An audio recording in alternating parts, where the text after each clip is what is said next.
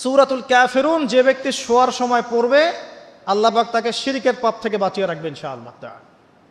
আল্লাহ পাক শিরকের একটা গোপন পাপ আছে, গোপন শিরক, রিয়া, মানুষকে দেখানোর জন্য আমল করা, লোক দেখানো আমল, এটা থেকেও আল্লাহ পাক বাঁচাবে সেই ব্যক্তিকে যে ব্যক্তি সূরা কাফিরুন রাতের বেলা তেলাওয়াত করবে ঘুমানোর সময় ইনশাআল্লাহ তাআলা।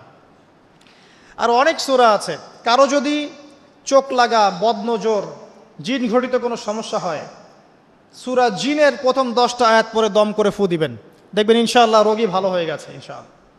কারো যে কোনো অসুস্থতা থাকলে চিকিৎসা করবেন, ওষুধপত্র খাবেন, সব ঠিক আছে, তার আগে সূরা ফাতিহা পড়বেন। সূরা ফাতিহা পড়ে নিজের গায়ে দম করবেন, পানিতে দম করে খাবেন, দেখবেন সূরা ফাতিহার মধ্যে শিফা আছে।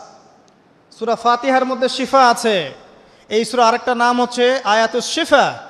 এই সূরার মধ্যে শিফা আছে, আরোগ্য আছে।